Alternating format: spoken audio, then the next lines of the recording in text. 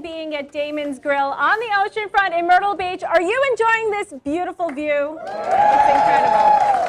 It really is incredible. And we have had so much fun tonight because not only did we get a little pre-show treat from Gayle Bliss, our first guest, but you will get a free treat again in just a little bit on the Liz Callaway Show on the YouTube channel. So don't worry, we won't forget about you. But we are having a great time here, and we hope that the next time we do our live meeting, which will be Wednesday, April 3rd, that you will be in our live studio audience once again at Damon's Grill. But in the meantime, you can also subscribe to our YouTube channel. It's free to subscribe. Just click the little button. And you can also follow us on Facebook to find out where we will be next. So again, I wanted to thank you all for coming.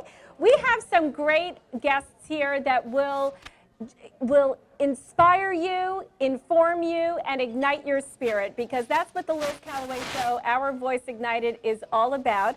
We will have a singer, songwriter, artist, actor, Gayle Bliss. She's our first guest.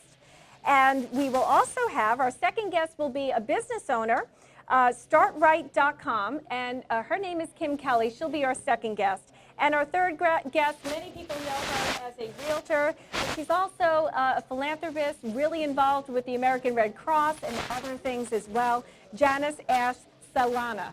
So we are so excited to have all of them there. But before we kick things off, I always start with a few things that I have to get off my chest.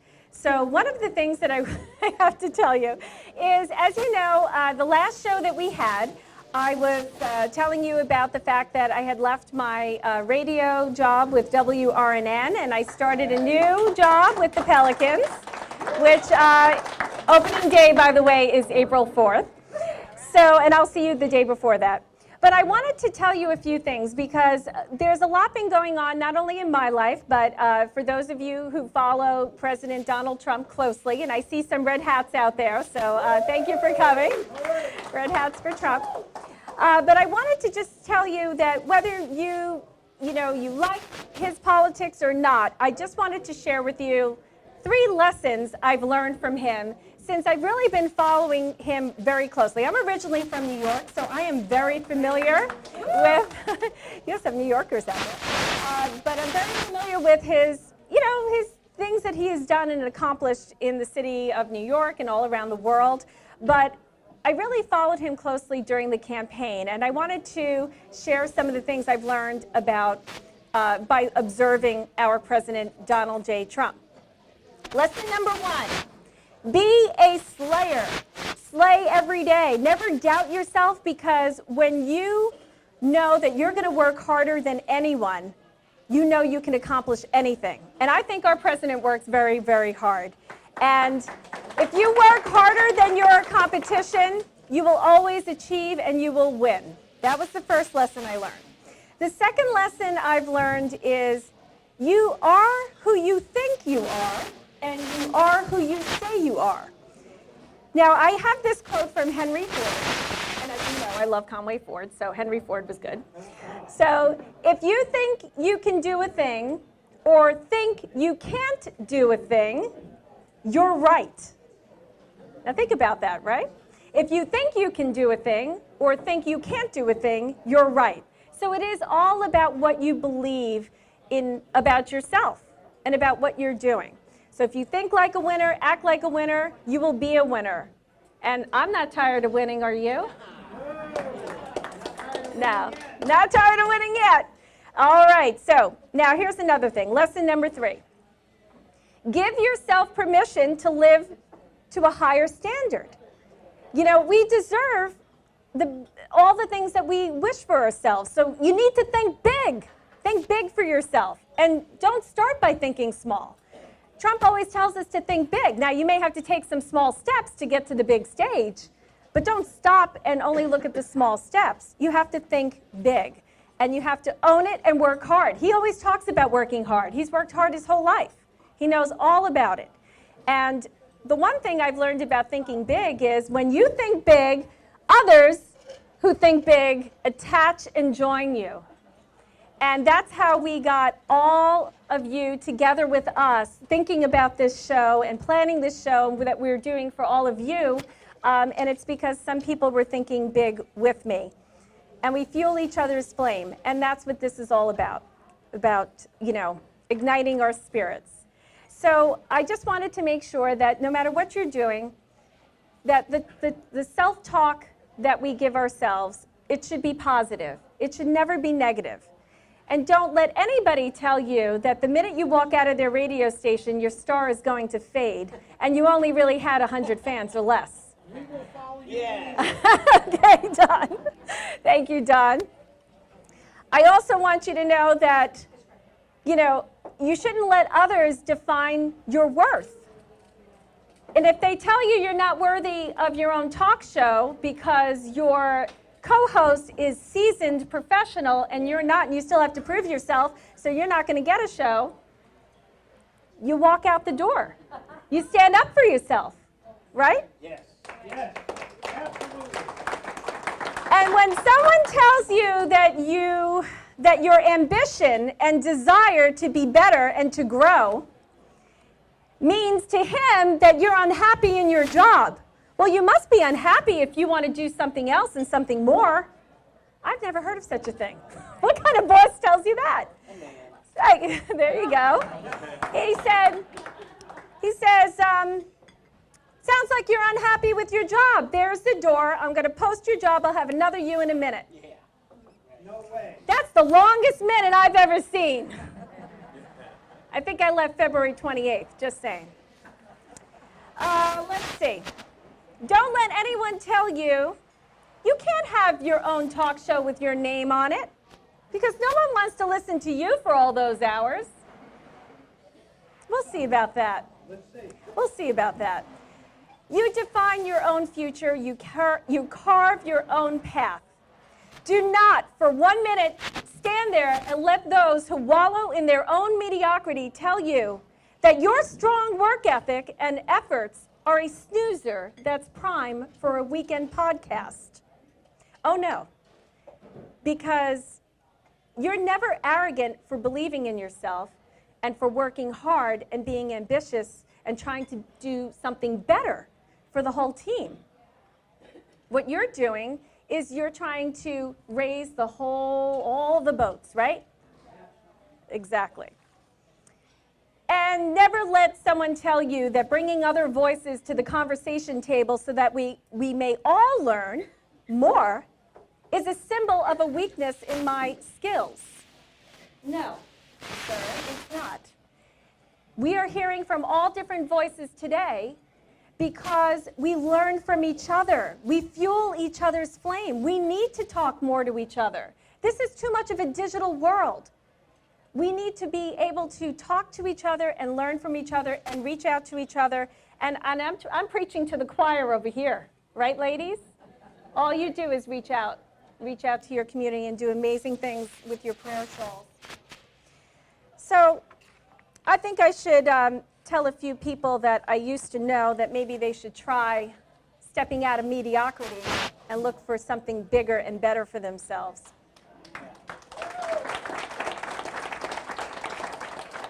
I'm almost done, but I'm still mad. Never let anyone think for a moment that they own you, that they own your future, that they own your voice, that they own your brand, because your integrity, your dignity, your reputation, the belief in yourself, that's yours. And you need to protect that. That's the only thing you've got. Everything else is material. Believing in yourself is not egotistical or arrogant, so don't ever fear about appearing conceited, because I believe that God wants us to live our best life so that we may serve others. Believing in yourself is believing in what God created in you. And it would be a shame to waste your life and wallow in that pool of mediocrity like some people I used to know. Believing in yourself and in your mission and continuing to work hard to spread the truth will cause those who try so hard to stifle you, silence you, and beat you down to fear you now. And I will just say this, not only did they fuel my flame, but they unleashed an inferno. Now, one more thing I wanted to say. Do not let loopy liberals, lacking leftists, and sicko socialists make you feel like you're a racist, a xenophobe, misogynistic, homophobic, and whatever other label they want to put on you because you support your president. Do not hide your support for Trump. Do not cower under their fake finger wagging and their lies and their labels, because we're not any of those labels. I don't believe any of their lies and their fake news. I don't think any of you do either. And our president is not any of those labels either. And my friend Don Bown and the Red Hats for Trump, he has shown me, and the whole group, and Jerry McDaniel and everybody else, has shown me that we need to be proud out loud for our president because he needs us more now than ever. He really does.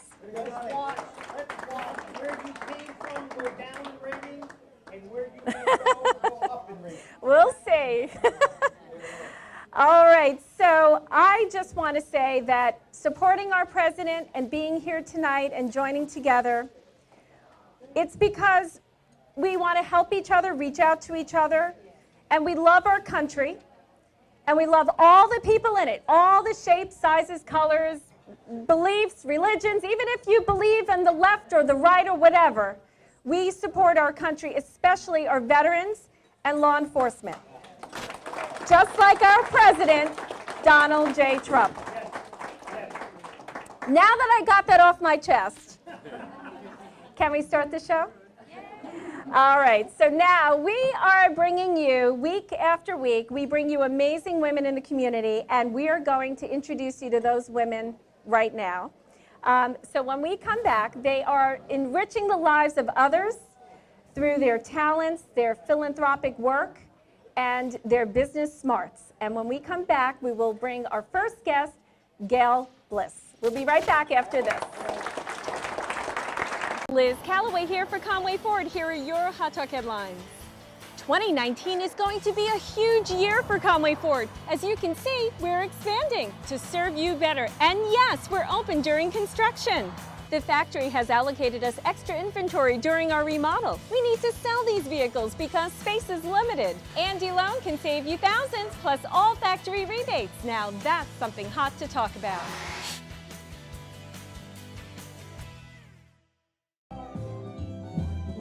All right, let's see how that is.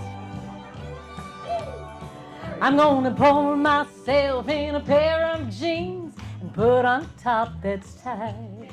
Wear real red lipstick and real long lashes and do my hair up right. I'm gonna throw a little party in our living room and you're the only one I'm gonna invite. Yeah, your honky-tonk angel's gonna be your little devil tonight. Yeah, I'm gonna love you like you never been loved before. And I'm gonna hold you while we dance around the living room floor. And you won't have far to go too far this time. 'Cause your honky-tonk angel's gonna be your little devil tonight. I can play you all those old songs that make you feel just right. We'll forget all about our everyday troubles and turn back the hands of time. I'm gonna drop on by the Dewdrop Inn and borrow some neon signs. 'Cause your honky-tonk angel's gonna be your little devil tonight. Yeah, I'm gonna love you like you never been loved before. And I'm gonna hold you while we dance around the living room floor. And you won't have far to go too far this time. 'Cause your honky-tonk angel's gonna be your little devil tonight. Oh, let's let that steel guitar go now. You guys like that stuff? All right. Woo! Don't you love a pedal steel? Gotta have it. And some guitar. Oh, yes. And And a fiddle. Gotta have the fiddle. Yes, I'm gonna love you like you never been in love before. And I'm gonna hold you while we dance around the living room floor. And you won't have far to go too far this time. 'Cause your honky-tonk angel's gonna be your little devil tonight. And that's what I said. Yes, your honky-tonk angel's gonna be your little devil tonight.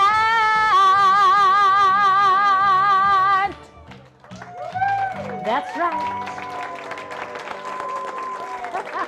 Yay! Welcome back to the Liz Callaway Show, Our Voice Ignited. We're in the beautiful Damon's Grill, and we are ready to learn more about this amazing woman here sitting next to me, Gayle Bliss. She's a singer, a songwriter, an actor, an artist. What else do you do? Fly around the world? You name it. Motorcycle racer. Really? I used to be. Is that serious? Yes, ma'am. Well, I just found out that Gayle is a flight attendant. International, American Airlines, 35 years. It's amazing. It is. So you are very, very worldly. Now, I came to know you because of the Closer Walk with Patsy Cline, which I always love interviewing you every year that show comes up to the Alabama Theater. How many of you have seen her show? Yes, thank you. She's amazing. And we have some CDs here of her singing Patsy Cline. But it's just incredible to me that not only do you sound so much like her, but how did it make you feel when her husband and her family gave you all the support and said that you're just perfect for this part? What an honor, just to have them in my audience. The first time that Charlie was sitting out there, I just thought I was going to pass out. My knees were knocking. I was green. I was new singer. I've been doing that role for 25 years now. Wow. So it's been a while. But Charlie came through and said, "Hey, you're the best I've ever seen." Now he didn't say the best Here? that's ever sounded, but he thought I did a really good job. He was very supportive of that too. But he said, "You're as if she hadn't died. You got the same spunk and determination, and that's necessary in this business." So let's just go back a little bit. You're originally from out west. Yes, right? Oregon. Oregon. And tell us what your life was growing up and how you came to find out that you could sing. Well, my mom said I came out of the womb screaming, so she said, "You're destined to be a singer." But I grew up fishing on the Rogue River, digging in the dirt with my folks, racing motorcycles. Literally, my dad had a motorcycle dealership. And I was a daddy's girl, hung around my dad a lot, so I'm definitely a tomboy, whatever we call that. But I sang around my dad's Gretsch guitar for years, my sister and myself and my dad. My mom didn't have a lick of good music in her. She said, "I've got the rhythm, though, so you can dance," because she could dance. Yeah. But my dad was a great influence on my voice. He was one of those smooth singers. In fact, in the early 60s, he was courted by Chet Atkins when Chet was the head of RCA Records in Nashville to be on his recording label. But Dad said, "No, I've got my kids in the country. I don't have any designs. I'm moving back to the city." He was born and raised in Los Angeles. So I really honored him and thanked him for letting me grow up in God's country over there in Oregon. Right. So I sang a lot in the shower and with my dad and my sister. So when was it that you realized that you could be on stage and that people would pay to come see you and buy your CDs and you would get some recordings on CD? I played sax in school, Oh. and that's what I studied, was saxophone. I had no idea I could sing. I think I was embarrassed by singing. I was quite shy in many ways. Really? Yet my friends that know me from that era say, "No, you weren't. You were always..." But to me, I was shy to sing in front of people, and I was always just kind of singing silly until my first marriage. My dad sat in with the party band, and I was 26 years old, and Dad said, "Get up here and sing one for these people." And I just thought I was going to die. Right. He was the only one that heard me sing, and in church growing up. But so I did. I called out some tune, and the band knew, and that was the first time my peers had heard me sing. Was on my wedding day in 1989. Wow. And on my honeymoon, my husband said, "What do you really want to do with your life?" And I was appalled because I had just graduated with a degree in agriculture. I thought it was pretty clear that I wanted to go into ag economics, Okay. work for the U.S. Department of Ag or something, you know, selling corn around the world, I don't know. And he said, no, I'm just asking because I just wanted to know if there's something you're passionate about, you know, you should go for that. And I'm like, I am passionate about agriculture. So then I went off, you know, and thought about that for the next 10 days. And by the end of our honeymoon, I said, you know, if I could do anything in the whole world, I think I'd be a singer and somebody that danced on stage and, you know, rock out. I think that would be great. And he said, why don't you do that? Huh. And so that brings me back to a segment that you mentioned in your opening segment about believing in yourself. When did that happen? How did it happen? Well, it was the first time in my life I asked myself, why not me? Because I just immediately said to him, you know, rich people do that, or famous people, or kids that are brought up in privileged situation, which was not me. I was just a country bumpkin. And he said, well, why not you? And that was the first time I allowed myself to think bigger than I grew up with just a small, you know, farming community. And I will always thank Jeff Bliss for giving me a good last stage name, a good stage name, and for encouraging me to think beyond the box. But then why not is funny because a few years after that, I started honing in my craft, trying to figure out how to be a singer in front of people. And I was really influenced by the Judds. And they had that song, do you remember, Why Not Me? Bow, bow. And so that why not? Later in life, I'm on the airplane, and who gets on my plane but Winona Judd? Wow. With her bodyguard. She's sitting in first class. I was working back in coach, and this is when I was just starting to try to learn how to sing in front of people, and I'm like, I have got to talk to her. I loved her. I've got to talk to her. So I called the first flight attendant, and I said, hey, you got to switch positions with me. I know this sounds crazy, but I'm actually a singer and not really just a flight attendant, but I need to sit up there so I can talk to Winona Judd. So she's like, whatever, crazy lady. So she switches with me, and it's just me in first class with Winona and her bodyguard, or trainer, whatever he was. So she goes to sleep the minute I get up there, and I'm like, dang it. So I go up to the cockpit, knock, knock, call. Hey, can you do something about this airplane flying so smooth? He said, let me get you a little turbulence. So we changed altitude, woke her up, and I'm like, hello, Miss Judd. No, that's not true. Absolutely, it is true. That would not happen today. And she and I had the best conversation. It was so meaningful to me. And when she got off the plane, she didn't know my name other than Gail. She hands me this little book called God Calling. It was a little faith book about daily anecdotes from the Bible and such. Fantastic. And I opened it up, and she had written in there, follow your bliss. That was on the front page. She didn't know your last name. Correct. And on the back page it said, if you can believe it and can conceive it, you can achieve it. So I went with that, and I said, okay, I'm off to singing. And that's what I have done. Why not me? Why not? Why not you? Little turbulence made all the difference. I love that story. That's a great story. Now, tell us just, if you could just give us a bit of a timeline as to where you've been in your career, just so we can follow you around in your career as to where you are right now, and what are the new projects you're working on. So just give us that little road. The little road. Oh, I know. you know, in this career and so many of our careers and our lives in general, it's not just a little road, right? It's a lot of intersections along the way. That's right. And I started out singing the blues, Louisiana R&B, in fact, in Los Angeles. And honky-tonkin' through there, singing that crazy music. And then I moved to Washington, D.C. with my husband at the time, started my own band, singing blues and singing Western swing. I had a 7-piece Western swing band that I put together there, and we were very busy for about 5 years. And there was this man that was sitting in my audience one night, and he said, have you ever thought about singing any Patsy Cline? I'm like, no, I would love to. I mean, gosh, she's the queen. He's like, you know what? I put together these nationally touring theatrical shows, and I think you'd be a dead ringer, no pun intended.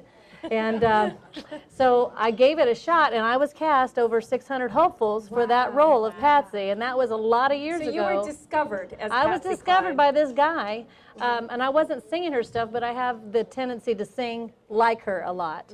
And so off I went, and that has done me well. It took me to Branson, Missouri for a couple years, 3 national tours, North American tours, in fact.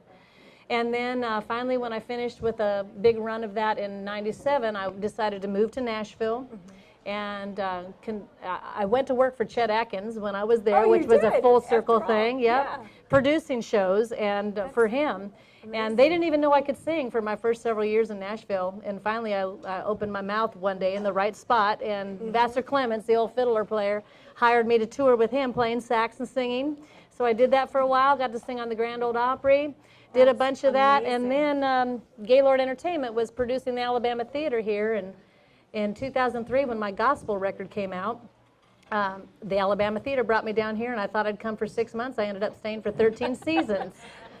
I'm thankful. Yeah, that's what very happens when you thankful. fall in love with a guitar player, and then he splits town, and you got to start all over again. Oh. Yeah, that's one of those intersections. It's all right Yes. though. And now I'm just out there, back on the road, doing my own thing. And Well, so what are some of the projects that you're working on? Because I know that you came back around Christmas time and sang with the church. Was it Christmas oh yeah, time? every year I do the Patsy show once a year now at the Alabama Theater in January, and then that same weekend we do the Gayle Bliss country gospel show. Has anybody been to that at all? Yeah, Oh my okay. goodness, yay! That's great. That's wonderful. Yeah. So now tell us what your new projects are so people know where to find you, and they can also follow you on Facebook as well. Right. The Nashville Barn Dance is the thing I'm fired up about right now. It's a show that I put together a few years back, but the idea is to bring good old classic country music into community where folks of all ages can get out and hear that music and dance again and sit on a hay bale and have some barbecue and tell some good old stories. And so we're working on that. I'm headlining the Georgia State Fairgrounds in Hiawassee, Georgia in June 6th with my band from Nashville. So we'll see if we can get some corporate sponsors and start putting that out on the road. And then I was commissioned recently by a theater in Denver, Colorado to put together the classic country Christmas show. And I was able to do that this last November, and maybe we'll get that back in Myrtle Beach area sometime Wow, in that the would future. be amazing. Well, Yes. we can follow you on Facebook. Yes. And what is the name that they It's should Gail, look Gail Bliss, artist. Gail Okay. Bliss, artist. for? And you can follow her on Facebook. But more importantly, you're going to get to hear her sing again. Yay! So we're going to be blessed to hear Gayle Bliss sing. So we're going to take a quick break, and we'll be back with more after this. Okay.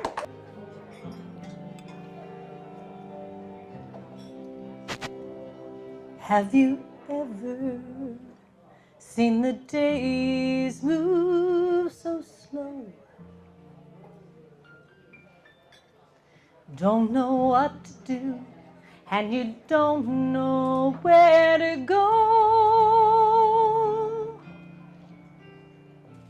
Clouded by a stormy past, where's that shining star? Still wondering, not sure where you are. I have lived those days where I don't know who to trust. Who'll be there for me? Who will guide me when I've lost?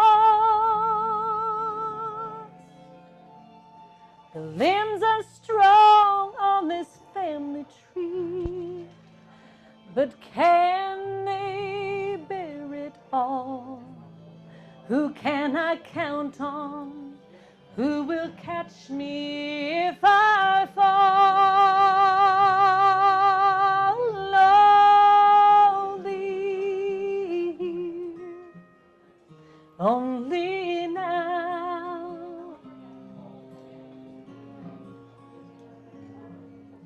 Don't ask why. Don't ask how.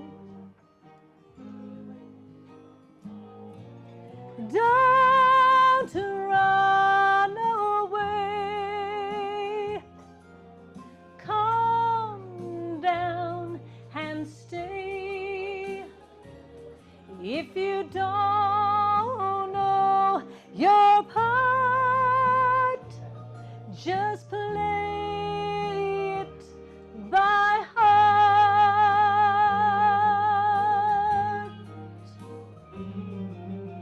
I don't know how, I don't know why. Everything I thought, everything I know, could it be a lie? Who am I now after the show? Wishing that I just had someone to trust, had somewhere to go. There's a place for me somewhere far away from here. God, I wonder where, don't know what to do with you. I don't know where to start, so I play it by heart. If you don't know your part, just play it by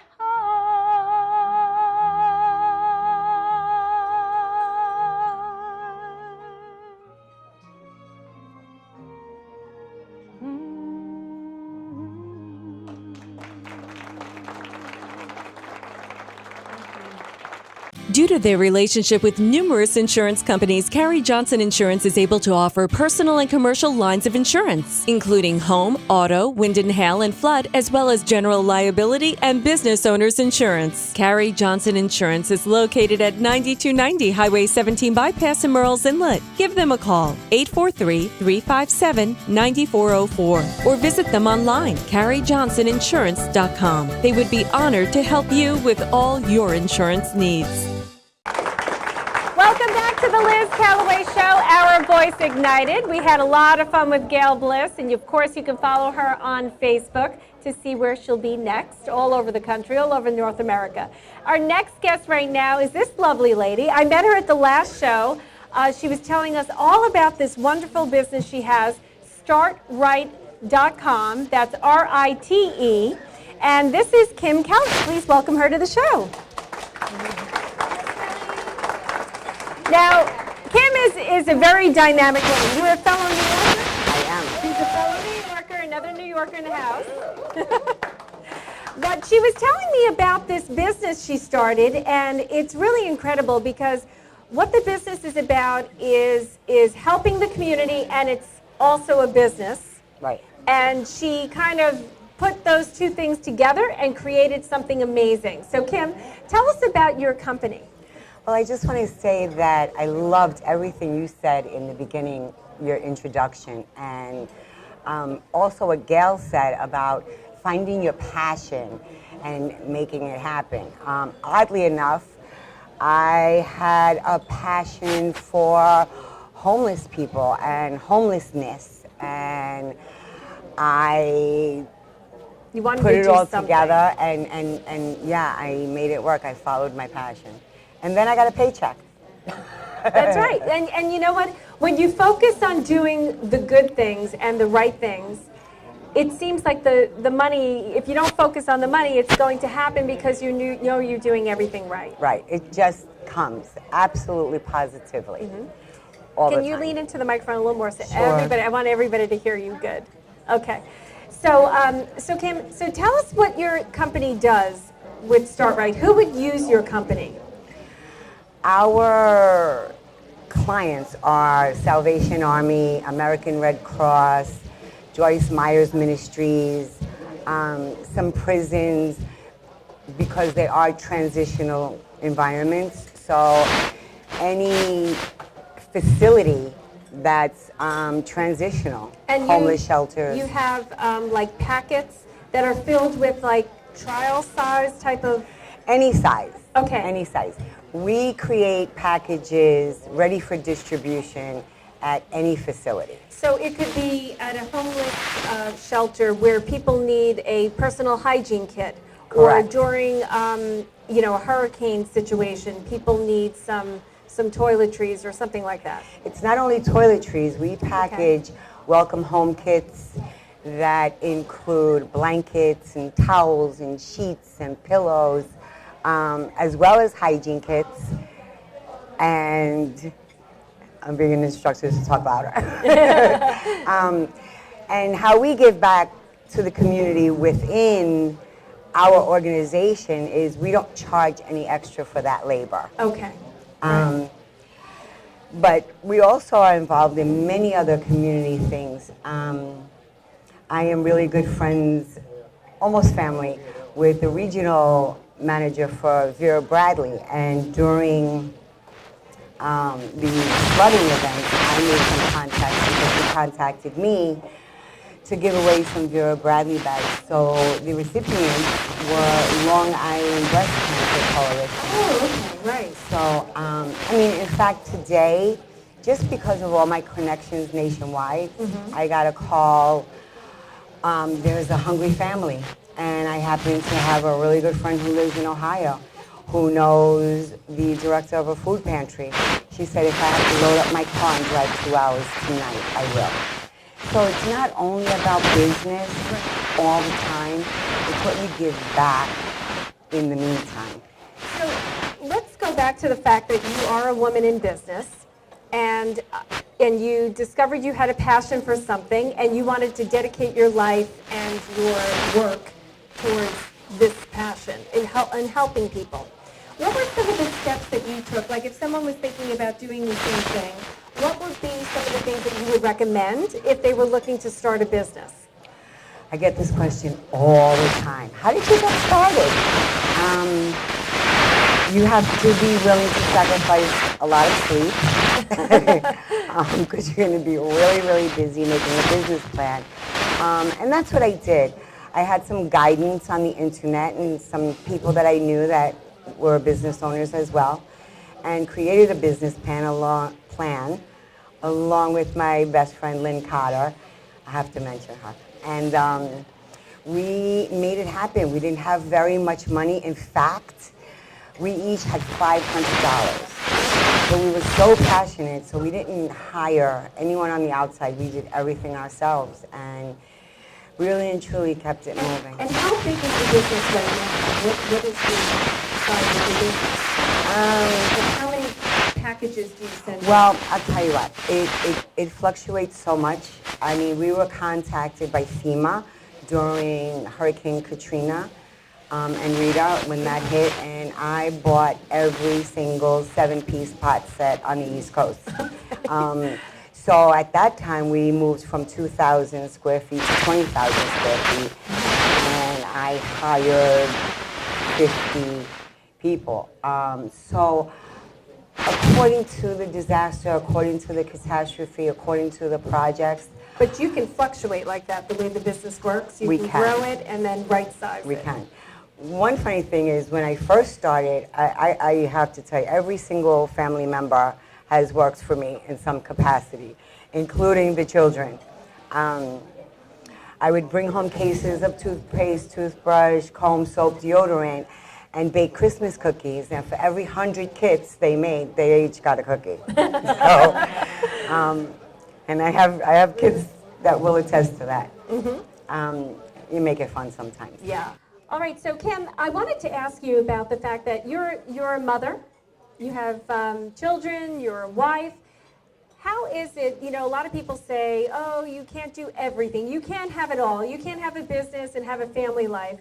So have you, obviously you've overcome that obstacle. How do you work around coordinating all those elements in your life so they're more harmonious than not? Well, one of the reasons that I did go into business for myself is because I wanted to be all that to all people. I'm a mother, but there's subcategories to that, as you know, as a mother, a nurse, a chauffeur, PTA, all soccer and all that good stuff. So I just felt like I was binded by a 9-to-5. And so it's really and truly about time management. When I got started, there were many times my daughter was mad at me and said I loved the computer more than I loved her. Oh, but okay, 'cause that you were lasted, that lasted a little while until things got started, and then it just flows. But you really need to learn time management and how to work things. And one of the things that worked for me was I didn't have to immediately address every issue You know, I gave myself a minute. It's okay if I didn't feel in order for a day or two.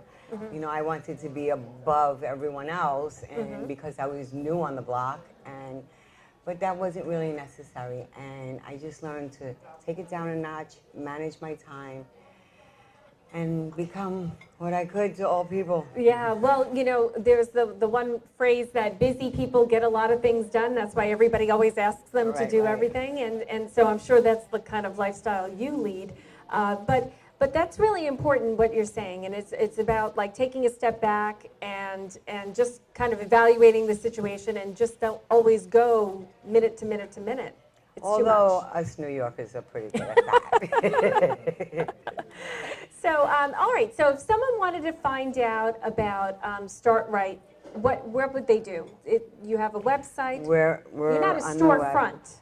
Well, we are a storefront, Okay. but to walk into it's an office and a warehouse. It's not a storefront. It's Okay. not a retail store. But you can go on the internet, and it's www.startrightinc.com. And that's RITE. RITE, and place an order or call the office. And what are some of the people or some of the groups that might use it? You said there are organizations, like if you're part of an organization or something like that? In fact, we do some work for Helping Hands. Oh, okay. We actually just did a yard sale that some of my neighbors and friends donated some merchandise to us. We held a yard sale outside of my office and gave half of the proceeds to Beth. Okay, Beth Coleman. Beth and she's Coleman. been a previous guest on Yeah. South Strand Helping Hand. All right. So any kind of transitional organization, particularly nonprofit. We did blessing bags as well. We want to do a community event making blessing bags. And what's in a blessing bag? Hygiene products. In the wintertime, we do gloves and hats And you hand scarves them out on the streets? to the homeless. To the homeless. Okay. And Yeah. whoever you see that you come across. Anyone in need. I see. All right. Well, it's really such a pleasure to talk to you more about this business, and it's really wonderful to see. So if someone has a passion, you can do it as your life's work and also as a business, and you're proof of that. And Kim Kelly of Start Right, thank you so much for joining us, and we'll be back with more on the Liz Callaway Show. South Strand is a nonprofit organization that provides food and relief assistance for those in need. South Strand Helping Hand depends solely on volunteers and donations from the public. If you wish to donate or find yourself needing assistance, please stop by Monday through Friday, 9 a.m. to 2 p.m. South Strand Helping Hand is located at 812 South Poplar Drive in Surfside Beach. Find them on Facebook or call 843-238-4594. Welcome back to the Liz Callaway Show, and this is our Ignite segment. This is all about just following your passion for helping people, and although we've been doing that through this whole show, we have to introduce you to Janice Saliano. She is so well known in the community. First of all, she's a multi-million-dollar producer with Coldwell Banker Shakura Advantage. She's a realtor. So she's very, very successful. And she's also been such a tremendous part of the American Red Cross. So please welcome Janice to the show. Thank you. Janice, I have heard so much about you, and then I recently just read an article. Tell me about this article that was just, where was this published recently? Philanthropy, I can't even say it, philanthropy.com.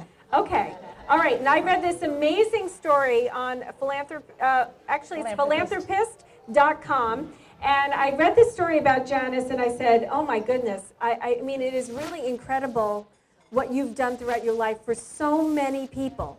I mean, I couldn't even imagine how many lives you've touched. It has to be thousands. Thousands. Thousands.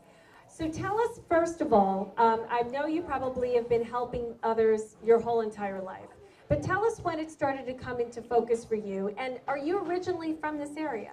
I'm from Spartanburg, South Carolina, which is about 4 hours inland, so I've been here since 1984. 1984, okay, and did you, I know there was a certain incident bit on how you joined the American Red Cross. So tell us more about that. So I was reading the paper, and the best place to place an ad if you're ever going to advertise is in the top right corner, because I went to turn the page and there was a little teeny thumbnail that said volunteers needed for the Red Cross. So I said, oh my gosh, I got to do that. So I called them up. Hurricane Hugo came through. I ran over there, said, what can I do? And they said, go over to St. Michael's Church. Can you just go over there and we'll set up a disaster shelter over there? And I'm like going, okay, sounded good to me. Were So you a that was in realtor 1980. at that point? I was in real estate, Okay. and went over there, and about 6 weeks later I was still there, and we were feeding my about goodness. 500 people a day out of St. Michael's Church. And from there, myself and another lady decided that there has to be so many people who have nowhere to go at Christmas time. So we went to the First Presbyterian Church in Myrtle Beach, and that year in 1989 we had 17 inches of snow in Myrtle Beach, so it was kind of crazy. We fed 50 people on Christmas Day, and this past year was our 30th year, and we are feeding 8,000 people a year on Christmas. Wow. 8,000 people on Christmas? Every Christmas. Yeah, we feed 8,000 people. We are from Andrews, Belaine Methodist Church, the Greek Church in Myrtle Beach, and then we have 2 locations on the north end, and we're working with 2 additional churches this year to have a couple of other satellite places. But we deliver to Meals on Wheels, Mobile Meals, all the hospices, anyone who wants to come, and we have a bus that goes around Myrtle Beach and picks up the homeless at different locations and brings them to the church. So they really count on that every year to have fellowship and fabulous food. Our chefs are from Krabby Mike's in Surfside, and they're amazing. And this is like an incredible restaurant quality sit-down dinner with, we have a DJ, and we have tons and tons and tons of clothes that are donated by people, and we have gift bags with the toiletries in them that we hand out. We have face painters for the kids, and 3 years ago we hooked up with Samaritan's Feet, and a local business owner here, the Pardue Foundation, Mr. Pardue, Claude Pardue, he donates 350 pairs of shoes, and we hand those shoes out to children from babies to high school ages. And the way that they're distributed is by prayers. So we have a whole separate room. The children come in, the prayer group sits down with these children. They wash their feet, they dry their feet. I'm gonna cry. Yeah. They ask them what they would like to pray about, and the prayer group, they pray with the children, and then they give them a new pair of socks. This year our socks were donated by Bamba, and that was amazing. And then the shoes are like really cool shoes. So these kids are walking out just staring at their feet, and the feeling that you get. I mean, it's kids can be kind of cruel at school, and shoes, if you don't have a nice cool pair of shoes, they can be kind of mean. So it's really, really nice to send these kids out the door with a really nice pair of shoes and clothes and meals and their face painted. You have been doing this for years, and I mean, I just feel your passion for it, and you're so emotional talking about it, and you're doing it all the time and like nonstop, and I'm sure it takes a whole year to plan. We have an Christmas dinner for 8,000 team. people. Yeah, I mean, some of us have trouble feeding 10 people at Christmas. We have an incredible team, and we have the team in Andrews, and I might be like oversee the entire event, but it's just not even possible without the team members that we have, and then our volunteers. We start cooking 10 days before Christmas at the Greek church to prepare all this food, and it's like thousands of pounds of food, and we couldn't do it each year without the individual volunteers that come in, and the groups, the businesses, and they have teams of 8 to 10 people. you ladies over there want to volunteer, all you got to do is let me know. And we will give you, 3-4 hours of your time and So you don't have to volunteer on Christmas Day because a lot of people have plans, but there's so much preparation that people Right. can join in and help you. correct. Yeah, So absolutely. how can someone what is the name of this program? Does it have a name? It's the Community Christmas Dinner. And again, this year will be our 31st year. You can like us on Facebook. Again, my name is Janice Saliano. You can look me up or go to Community Christmas Dinner, like it. We try to post as much information as we can. We are always at the Greek church in Myrtle Beach 10 days before Christmas. So you can just pop in and say, hey, I want to volunteer. But if I can get names and have groups, we will give you something to do that for that week to help out. Collecting clothes, hats, gloves, coats, shoes. We take anything that we can get, and we pass that out to the homeless. Now, I just wanted to also point out that Janice is an honorary lifetime member of the American Red Cross for all her years of service. She also was the recipient of the South Carolina Order of the Silver Crescent in 2009 and received the Governor Henry McMaster's recognition last year in 2018. She's been recognized by all our local governments, Myrtle Beach, Conway, Horry County, and I just needed to know if you could just share with us for one moment, what is your why? Why do you do this?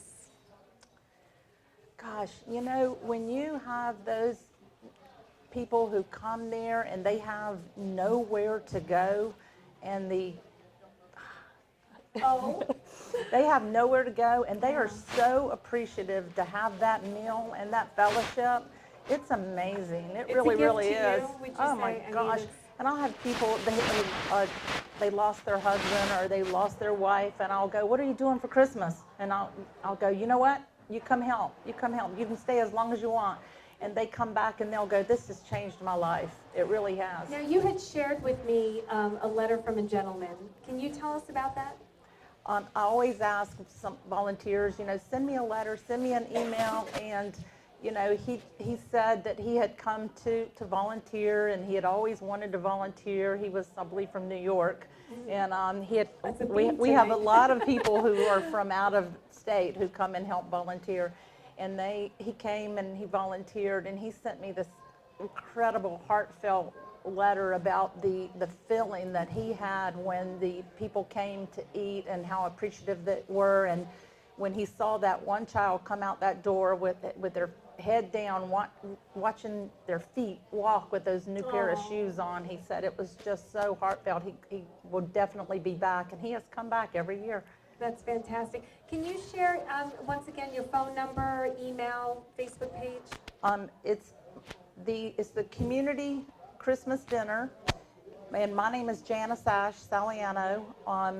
My email address is janiceash@shakora.net, and I work at Callaway Banker in Surfside, so you can always stop in there, or message me on Facebook, and I can give you additional details. We also collect canned goods right after Thanksgiving, and everything that you can think of that goes with a Christmas dinner, and what is listed on Help for Kids website. So we'll collect about 4 truckloads of food each year, and then I pair that up with turkeys, and we donate all that to Help for Kids. Well, Janice, I know you've received a lot of awards and recognition over your lifetime, and we have to give you one of ours. We have a beautiful award. Karen has it here for us. This is an award we give out, and this is our Hometown Heroine Award for you, Janice Saliano, fueling the flame of others and helping our community nonstop. It's a beautiful crystal flame, and we are so honored that you came and joined us and shared your story. And we hope that there are some people out there that will consider joining you. I would love to have you. I'll be here, so all you got to do is grab me. Thank you so much. Thank you. Thank you. Thank you. I heard. Thank you. That was so nice. Thank you. We'll be right back after this. Well, thank you so much for joining us for another episode of the Liz Callaway Show, Our Voice Ignited. I hope you enjoyed all our inspiring guests. I also wanted to give a shout out to our cameraman, Bud. You can't see him right now, but last time we did the show, he was not feeling well, and he's such a trooper. He spends hours preparing for the show. He works so hard during the show, and he spends hours editing it for us for our YouTube channel. So please go check out our YouTube channel, see his wonderful work. We appreciate you so much, Bud. Thank you so much.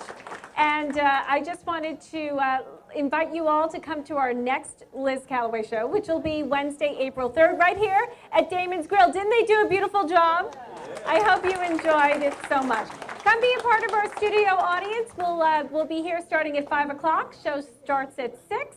And if not, follow us on our Facebook channel and our YouTube channel. We'll see you next time, everyone. Thank you.